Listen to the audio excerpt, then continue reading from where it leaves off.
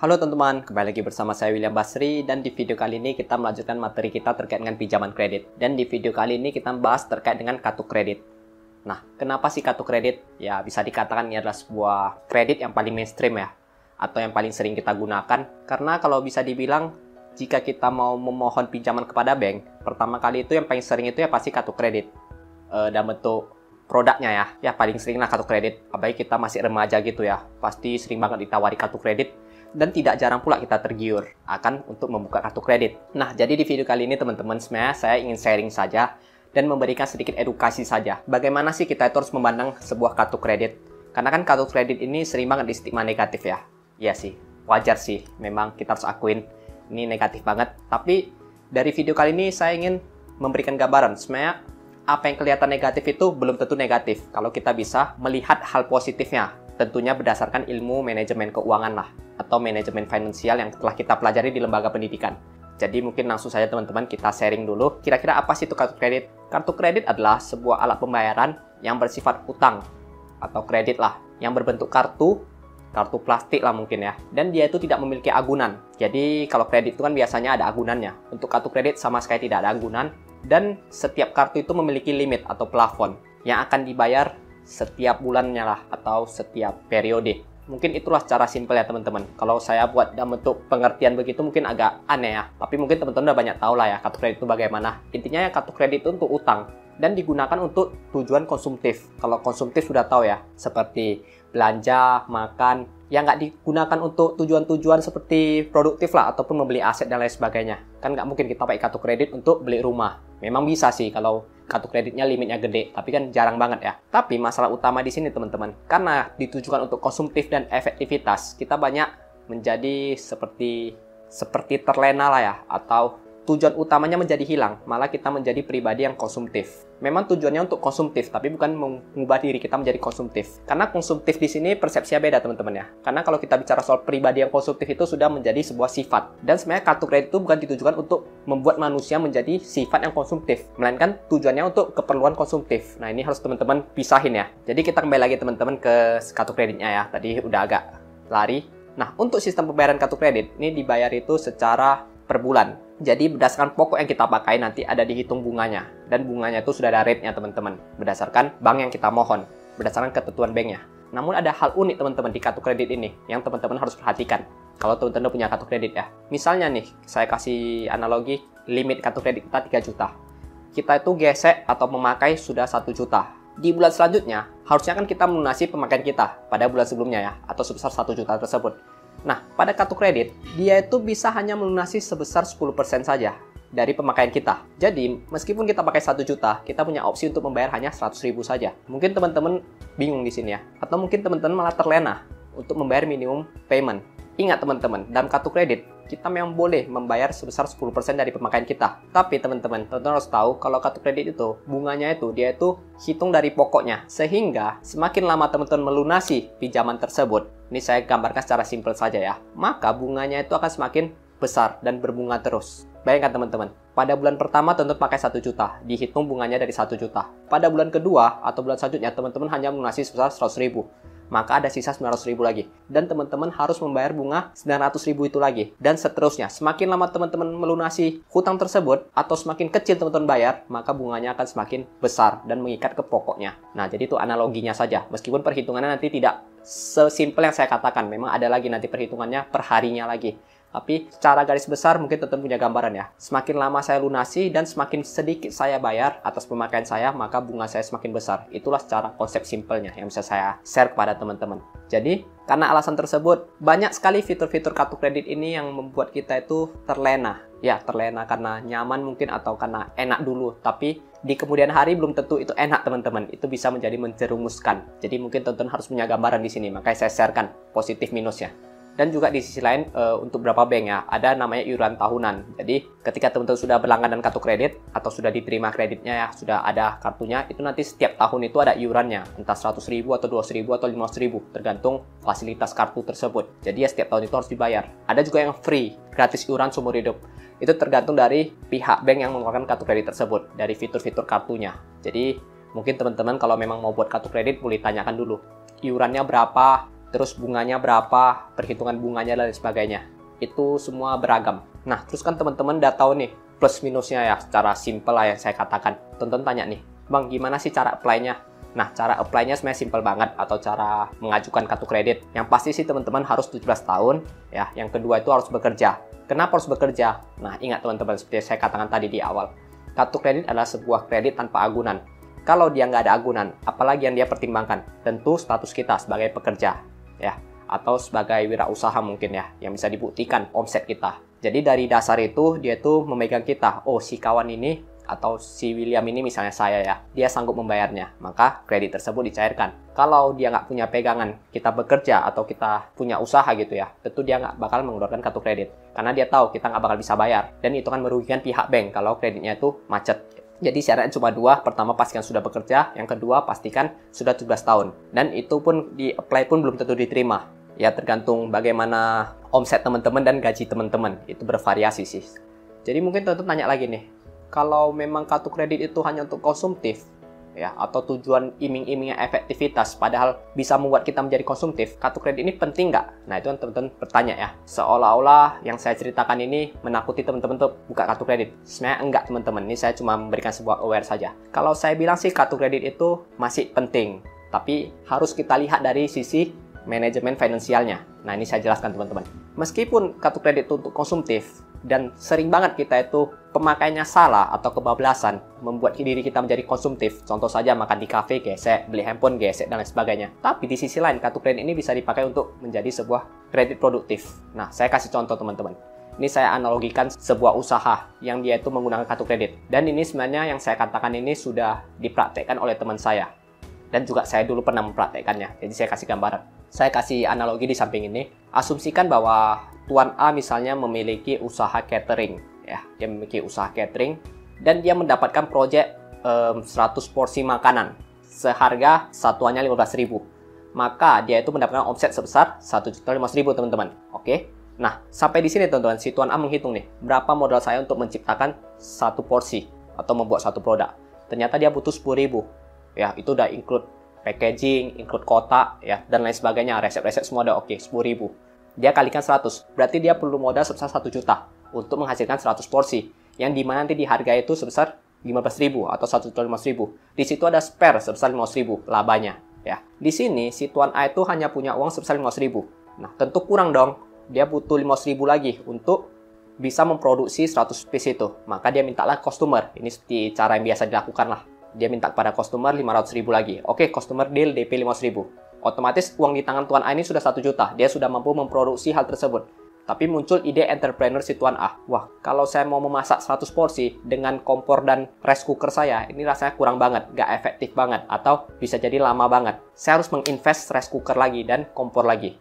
Alhasil dia mencari rice cooker dan kompor di Tokopedia atau di e-commerce lah, Shopee dan lain sebagainya. Dapatlah harga 500.000. Tapi 500.000 ini dia nggak bisa beli teman-teman. Padahal dia butuh rice cooker dan kompor ini untuk mengerjakan proyek dari customer. Jadi apa yang harus Tuan A lakukan? Tuan A bisa memanfaatkan kartu kredit dia. Kenapa dia bisa memanfaatkan kartu kredit dia? Sekarang di e-commerce itu sangat enak teman-teman. Kita bisa membeli produk yang ada di marketplace ya, itu dengan cicilan 0%. Nah, teman-teman bayangkan ya. Kita bisa membeli dengan cicilan 0%. Tuan A, dia bisa memesan barang di Tokopedia, di Marketplace, atau di Shopee. Beli aja rice cooker dan kompornya sebesar 500.000 dengan cicilan 0%. Nah, kita asumsikan dia cicil itu 3 bulan. Otomatis barangnya sudah tiba, dia gesek, dia nggak membayar bunga dengan kartu kredit tersebut ya. Alhasil, dia bisa memanfaatkannya itu menjadi sebuah hal yang produktif. Dia dapat rice cooker ya, dia dapat kompornya, dia bekerja, ya, menghasilkan produknya tersebut. Udah, dia kasih ke customer bayar sisanya sebesar 1 juta. 500.000-nya untuk menutupi yang pertama kali dia keluarkan, ya, uang di tangan dia. 500.000 lagi, yaitu untuk bayar ke kartu kreditnya. Alhasil, dengan kata lain, dia itu memperoleh uang dulu, atau pinjaman dulu, tanpa bunga dengan kartu kredit, atau menjadi suatu hal yang produktif. Bayangkan kalau dia nggak punya kartu kredit, mungkin dia mau pinjam sama orang. Dia kalau pinjam sama orang, tentu ada bunga, ataupun dia pakai peralatan yang ada saja. Ya, itu nggak akan efisien, nggak akan efektif. Atau dengan kata lain, dia kalah satu langkah lebih cepat dari orang lain, bisa jadi ya. Tapi kan dunia bisnis itu harus cepat ya. Jadi, yang mereka lakukan hal tersebut. Dan itu juga dulu saya lakukan. Dulu pada saat saya masih bekerja, masih kuliah, saya punya online shop. Ya, saya jualan jam tangan. Saya juga pakai cara tersebut. Jadi, saya pakai kartu kredit untuk memutar uangnya. Jadi kalau teman saya pesan jam, saya kan buka PO tuh ya. Mereka pesan jam kan butuh uang banyak banget tuh, sampai jutaan ya. Karena kan sekali saya buka PO, teman-teman saya banyak order, bahkan dari luar ya. Tentu saya nggak punya uang jutaan untuk memutarnya. Jadi bagaimana saya cara memutar uang tersebut? Pakai kartu kredit, teman-teman. Jadi saya gesek kartu kredit saya, kan 0% tuh. Udah, terus jamnya dikirim ke saya kasih ke mereka, saya terima cashnya saya bayar kartu kredit. Dan 0% teman-teman, saya nggak rugi. Nah, pada saat itu, saya menggunakan kartu kredit teman saya. Gabung bisnis, sekarang nggak lagi. Karena memang sudah pada jalannya masing-masing. Tapi yang menurut saya sih, itu membantu saya banget dulu. Dulu ya. Dan sekarang pun, kalau saya punya bisnis lagi, saya akan melakukan hal tersebut. Kenapa? Karena kalau saya mau pinjam pakai fasilitas lain di bank, selain kartu kredit ya, itu perlu agunan teman-teman. Ya, perlu agunan. Cuma kartu kreditnya nggak punya agunan. Dan itu bisa banget dibuat menjadi suatu hal yang produktif kalau teman-teman tahu tips dan triknya. Nah, Bang, jadi kalau mau buat kartu kredit berarti harus punya usaha lah ya. Kalau untuk konsumtif nggak boleh lah ya. Padahal kan kartu kredit itu ditujukan untuk kredit konsumtif. Enggak juga teman-teman. Ya, untuk konsumtif boleh juga, boleh banget malah. Nah, ini saya jelaskan sedikit. Kartu kredit itu punya kelebihan dari kartu debit. Apa sih kelebihannya? Kartu kredit itu banyak banget promonya. Harus kita semua akuin. Kartu kredit itu banyak banget promonya. Banyak banget malah. Jadi, saran saya untuk teman-teman, dan ini yang saya lakukan ya. Saya itu, kalau biasa mengkredit barang, contoh main Oppo saya, Oppo F3 itu saya kredit, tapi pakai kartu kredit teman saya. Karena yang pertama, saya nggak punya kartu kredit, dan yang kedua, kartu kreditnya itu ada pada bank yang dipilih. Jadi kan pertanyaan, kenapa saya kredit? Karena memang pada saat itu ada cashback, tapi ada catatannya teman-teman. Ingat, ketika teman-teman mau kredit, pastikan kemampuan bayar teman-teman ada. Itu dulu. Saya dulu kredit Oppo, itu berarti karena uang saya pas-pasan, tapi saya pengen banget beli. Enggak teman-teman, jangan salah. Pada saat saya membeli Oppo tersebut, uang saya sudah ada, udah lebih malah. Nah itu harus teman-teman guys bawahi. Sudah ada dan sudah lebih. Harusnya saya membelinya cash, tapi karena ada promo, ada cashback, dan cashbacknya nggak sedikit ya, sebesar 500.000. Jadi saya pikir, wah sayang banget. Dan kalau pakai kartu kredit, itu juga 0%. Alhasil saya mencari teman saya yang punya kartu kredit tersebut, saya pinjam, ya udah saya bayar tiap bulan. Dan uangnya memang sudah ada, bukan pas-pasan. Kalau seandainya uang saya pas-pasan, atau cuma untuk cicilan pertama saja, saya nggak bakal beli teman-teman. Terus terang, saya tuh orangnya itu sangat menghitung kemampuan bayar saya teman-teman. Dan menghitung uang jaga-jaga. Saya tahu ada beberapa orang optimis banget ya. Contoh dia kayak bisa mau beli motor, udahlah cicil dulu, nanti uang itu datang sendiri. Atau besok-besok pasti ada rezeki yang datang. Dan memang berapa case sih mereka sanggup melunasi cicilan mereka, meskipun mereka itu cicilnya itu dengan kondisi terdesak. Kalau saya sendiri nggak bisa seperti begitu teman-teman. Saya itu harus memegang suatu hal yang pasti. Jadi contoh kalau gaji saya 3 juta, ya udah saya hitung gaji saya 3 juta. Saya sanggup nggak bayar hal tersebut. Saya kurang-kurangkan, saya buat perinciannya. Saya tuh orangnya lebih suka hal yang pasti gitu teman-teman. Ya. Dan di list saya itu sudah mempertimbangkan biaya yang tidak terduga. Itu sebabnya teman-teman, saya tuh jarang banget kredit. Dan bisa dikatakan saya nggak punya kartu kredit sampai hari ini. Tapi kenapa saya membawakan materi ini? Ya, ini untuk teman-teman memberikan edukasi. Kalau teman-teman mau ikuti jalan saya, ya jangan punya kartu kredit. Tapi bukan berarti saya itu mau menjelekkan kartu kredit. Kenapa? Karena saya juga bekerja di bidang kredit. Makanya itu saya itu seperti memiliki sebuah tanggung jawab untuk memberikan edukasi ini kepada teman-teman. Karena saya juga peduli sama teman-teman dan ada banyak banget teman saya yang terjerat oleh kartu kredit. Dan itu sebabnya juga saya nggak mau teman-teman itu ya jatuhlah ke lubang yang sama atau terjerat juga lah. Makanya saya tuh sangat penting untuk memberikan edukasi, apalagi untuk teman-teman yang masih fresh graduate ya, atau barusan 17 tahun. Kalau nggak penting banget, nggak usah lah apply kartu kredit. Tapi kalau udah penting atau merasa ya saya butuh untuk produktif atau untuk lain-lain, ya is okay, apply. Tapi ingat, pelajari kemampuan bayar atau pelajari kemampuan teman-teman. Berapa sih gaji saya sanggup nggak lunasi hal tersebut? Jangan sampai nanti nggak bisa bayar. Nah, jadi karena saya bilang nggak bisa bayar, kan muncul nih pertanyaan teman-teman. Emang kenapa bang kalau nggak bisa bayar? Apakah saya bakal masuk penjara? Atau saya bakal ditangkap gitu ya? Karena nggak membayar kewajiban. Nah ini saya kasih sedikit gambaran untuk teman-teman. Kalau dibilang di penjara sih enggak bakal di penjara atau nggak bakal ditangkap. Tapi teman-teman akan mengalami hal yang sangat rugi. Kalau kita di bank, ada namanya itu SLIK atau SLIK. Atau seperti sistem informasi debitur gitulah. Jadi kan ketika kita minjam, data kita itu akan diberikan kepada OJK. Ya, mereka akan melis. Misalnya saya nih, William, ada pinjaman apa-apa saja. Pada list tersebut, ada namanya kolektibilitas. Kolektibilitas itu apa? Kolektibilitas itu adalah gambaran pembayaran kita atas pinjaman fasilitas kredit kita. Nah, kolektibilitas sendiri terdiri dari 5. Ya, ada kolek 1, ini yang paling sering dibilang orang kalau dia itu lancar. Kolek 2 dan perhatian khusus. Kolek 3 itu kurang lancar. kolek 4 itu diragukan dan kolek 5 ini macet. Untuk status kolek yang diperbolehkan itu hanya kolek 1 dan kolek 2 ya. Untuk kolek 3, 4, 5 itu udah pasti udah gawat lah. Nah, kalau teman-teman misalnya mencapai kolek 5, itu impact-nya itu adalah teman-teman akan sulit lagi atau udah nggak bisa lagi lah kalau nggak diselesaikan ya untuk memperoleh kredit baru.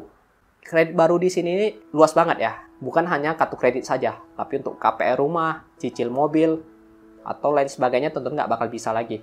Dan itu akan merugikan banget sih, terutama di KPR. Saya yakin kok untuk generasi sekarang ya, atau milenial, nggak mungkin lah beli rumah kalau nggak KPR. Mustahil lah. Bisa, tapi saya yakin dari 100% pasti 80% itu pasti KPR. Jadi kalau teman-teman pun sudah melarikan diri atau terjerat di kartu kredit, ya teman-teman nggak punya harapan lagi untuk KPR. Dan teman-teman pasti bilang nih, ya nggak apa-apa, nanti suruh istri saya saja. Nah, masalahnya, yang namanya suami istri itu kan hartanya digabung ya, kalau di status hukum kita. Maka, kalau misalnya istri yang minjam, si suami pun ikut dicek kolektibilitasnya.